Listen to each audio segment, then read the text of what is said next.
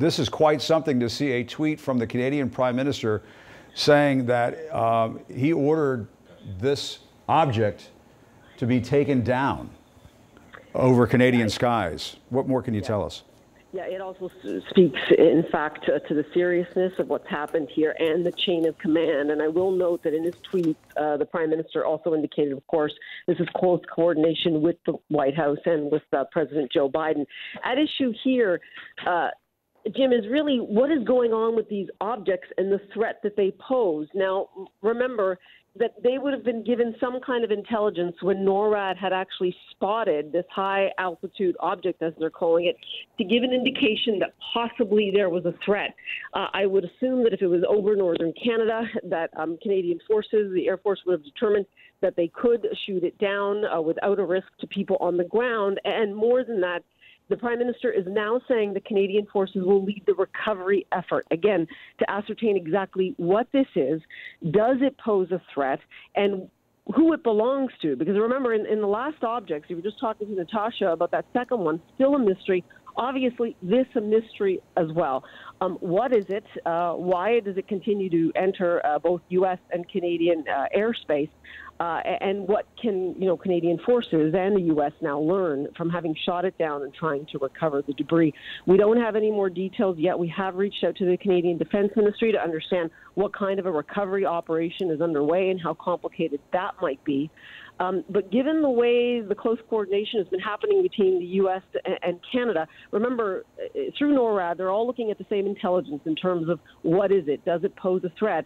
They now need to determine exactly what to do going forward. At issue, though, Jim, the most important thing is these last two objects, who do they belong to and why are they entering both Canadian and American airspace? And according to these tweets from the Canadian Prime Minister, Paula, Canadian forces will now recover and analyze the wreckage of this object.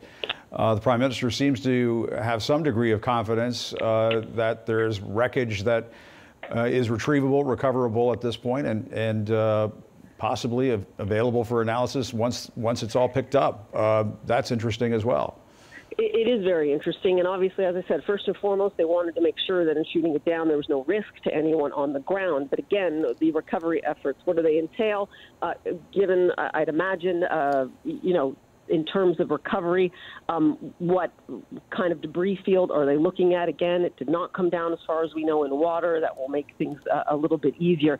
As again, they recover that second high-altitude object, and they'll be in close coordination with U.S. forces on that. Just to remind everyone, it was actually just yesterday, on Friday, that Canada's Defence Minister, Anita Anand, met with Secretary Austin to discuss these issues. And, President Biden is expected to visit Canada in March. One of the key issues that was already on the agenda, Jim, before these objects started appearing over U.S. and Canadian airspace was Arctic security.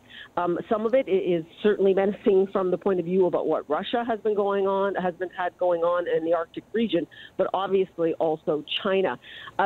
Given these kinds of threats just poking their way into the airspace, this whole conversation about Arctic security over both Canada and the United States will take on a very heightened urgency.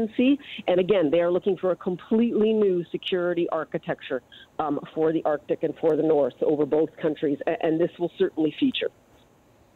You're absolutely right about that. That's a very good point, Paul. I remember from my days covering the White House that both administrations I covered were becoming increasingly concerned about what was taking place in the Arctic, in part because of the warming that is going on up there, but also because of the potential for things like this.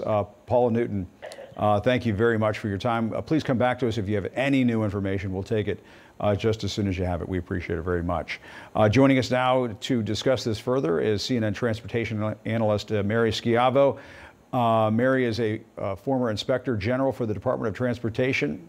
Mary, we were talking to you last weekend about how weird it was to have a balloon, a Chinese spy balloon, flying over the United States and being shot down off the coast of South Carolina. And then lo and behold, here we are 1 week later.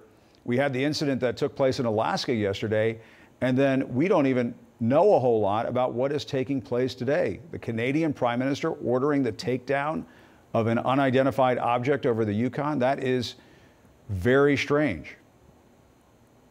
Well, very strange, but I've been working in Alaska for 2.5 weeks on a different airplane crash case.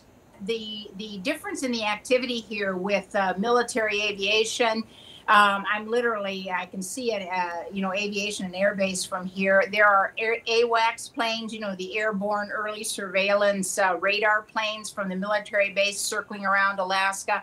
I mean, there's a tremendous increase in activity here just on surveillance activities from fixed wing aircraft and the AWACS. And the important thing to note is the United States and of course Canada has every right to take these aircraft down, or whatever these objects are, or balloons, because we have a series of treaties with all nations of the world, and we also have requirements for aircraft to identify themselves, to be identified, particularly at the altitudes at which they're flying. Yes, you can do what's called visual flight, and you don't have to have a transponder on board. But at the altitudes that some of these objects have been, they will interfere with traffic, with commercial air traffic. I mean, some planes can fly at 40,000, 50,000 feet. And by not identifying what the object is, military aircraft can fly up to you. Even this happened to me when I was in flight school. They can fly up to a civilian aircraft and ask you to identify yourself if you're too close to military installations. And Alaska is full of military installations. So I think the heightened surveillance up here, in addition to realizing that there is something there that the nations need to find out, they're within their rights to take them down.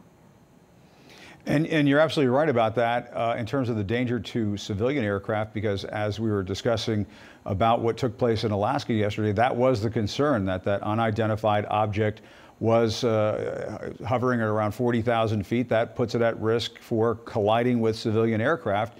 That makes it a huge aviation security priority. That's right. And the skies up here were very busy yesterday. It's always busy with civilian aircraft in Alaska because that's a way of life.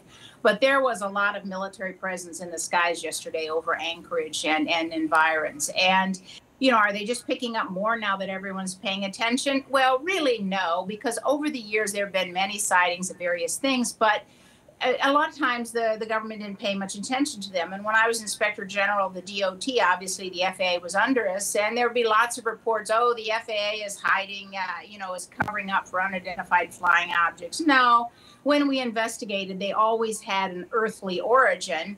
But now with heightened attention, I think probably more will be found, because that's generally how it works. When you pay attention, you find more, but they always have an origin, at least so far, here on Earth.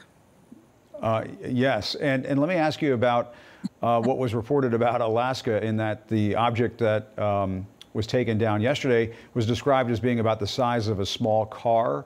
Does that sound like another balloon-type aircraft to you, or does that sound like a drone?